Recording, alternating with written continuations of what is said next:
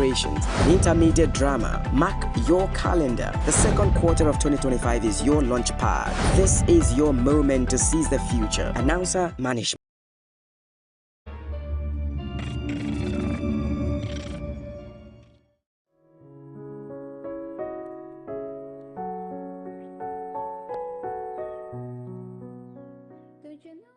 NDLA, we have always said it, that if you have not started taking drugs, don't.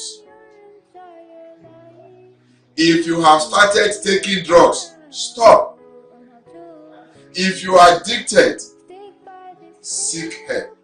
All parents and leaders to make sure that we try our possible best to see that our youth don't participate in illicit drug taking or drug trafficking.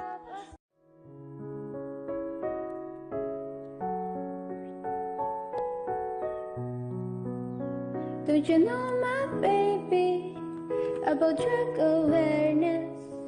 That drug addiction can ruin your entire life. Let me show you.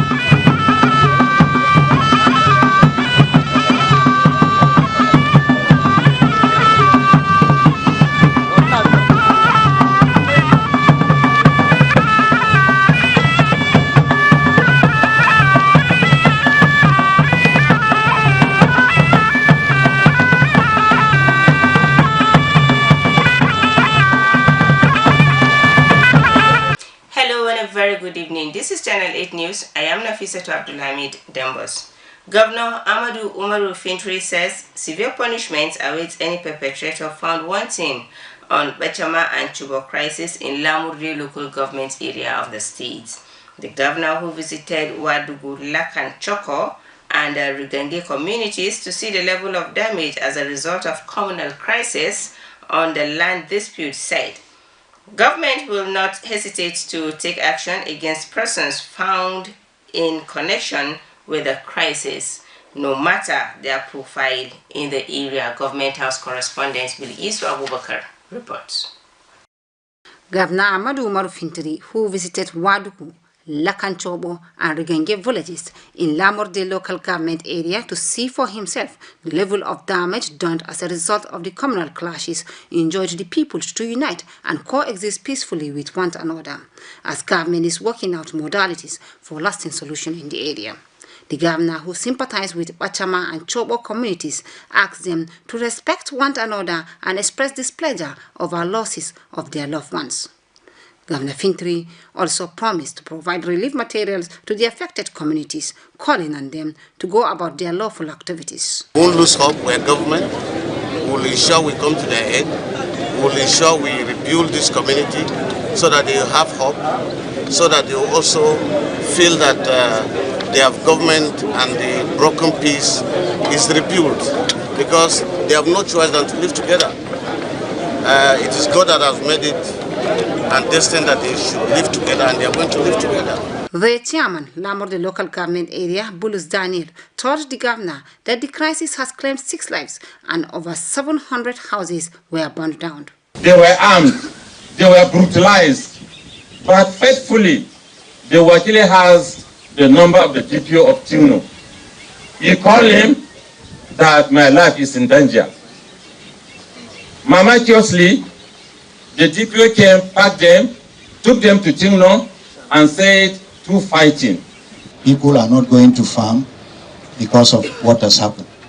And we're trusting God that God is going to help us out of this fragile situation, and that we're going to get through it very soon. Because it's important we get over it very soon. or else there will be hunger in the land. We don't pray for hunger. Representative of Waduku, Lekantobo, and Rigenge communities, respectively, appreciated the governor for considering their plight. The leaders, who trace the history of peaceful coexistence for over 300 years, called for the state government's intervention to find lasting solutions on the communal clashes in their respective communities. In Yola, Bilkisu Abubakar, NTA News. Parents and guardians of the rescued kidnapped children have expressed appreciation and commended the state officers and men of the police for their efforts in fighting crimes and criminality. They made the commendation while speaking with NTA News after uniting with their kidnapped children. The report. Abdulaziz Ibrahim, who is one among the parents of the rescued kidnapped children from Mubi North local government area of the state, expressed gratitude to Almighty Allah and appreciation to state governments, officers and men of the state police in their effort to rescuing 13 children kidnapped by one Mrs. Ngozi Abdul Wahab and sold to one Mrs. Uche Okoye in Anambra State. Ina musu godiya ga Ubangiji Allah ya kara ɗaukaka su. Allah ya rufa musu asiri da jini, Allah ya kara su da mahasada da makiyansu. He therefore called on parents and caregivers to ensure proper care of their children and wards for their good upbringing in the society. Kiran da zama iyaye da sai dai su kula da yara in sun je makaranta ya kamata su je da kansu su dawo da su. Saboda yanayin rayuwar ya canja ba kamar yadda aka da ba ne. The suspected persons who kidnapped the children have confessed guilty and regret their actions. Ina sata yara ne in kai wa matan nan a East tana sayarwa. Shine abin da ya kawo mu. Yara nawa kika sata? 15. I am not supporting what happened. What Ngozi did was very, very abomination and bad. If I know, I will not enter, try to enter. It's not good to collect somebody's child and give to another person. If she told me really that this, I'll be telling us, make sure this is real. The State Police Command is committed to saving the lives and property of the citizenry. Building on waterways and unnecessary blockage of drainage systems is said to be the major factor contributing to the flooding in the affected areas. The State Director, National Orientation Agency, NOAA, Richard Bala Dangari, stated this while speaking with NTA News on the precautionary measures of the flooding. Correspondent Abdullahi Ayuba Delwa reports. Every year during the rainy season, lives and property are being destroyed as a result of flooding, especially in some states predicted by NIMET. Blockage of water channels, building on waterways, living along riverbanks, heavy rainfall, among other man-made and natural disasters are said to be the factor contributing to flooding in the society. It is against this background that the State Director, National Orientation Agency, NOAA, Richard Bala, called on people, especially those living along waterways, to relocate to the safer ground and ensure adequate desilting of drainage system, among others, to avoid being affected with flooding. The best thing to address this issue is to pay attention to all the precautionary measures that are supposed to be in place. We should adhere to it with a view to ensuring that we mitigate the impact. He therefore stressed the need for government at all levels to provide designated areas for people to dump refuse and accommodation for flood victims. Inculcate the right sets of behavior by ensuring that the right thing is done. I also want to call on the government, especially the Ministry of Environment, to ensure that they put bins in designated areas where people from the neighborhood will go and dump their refuse. And when it's about to fill to the brim, they should, as much as possible, try to evacuate this refuse to areas designated for dumping of refuse. In Dola, Abdullahi Ayuba Dalwa, NTA News. The Gongola People's Forum, GPF, wishes to clarify that it has not endorsed or adopted any political party as being circulated recently on social media that membership of African Democratic Congress ADC have automatically translated to membership of GPF is false, misleading, and a misinterpretation of the organization stance. GPF is a socio-cultural organization that is non-political and non-partisan.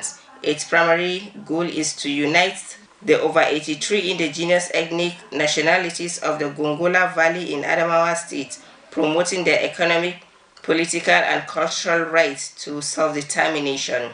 GPF Public Relations Officer Patrick Anyom said, "The leadership of GPF emphasized that any statement or action that deviates from its stated objective does not reflect the position of the organization. The public is advised to disregard any claims or insinuation that suggest otherwise."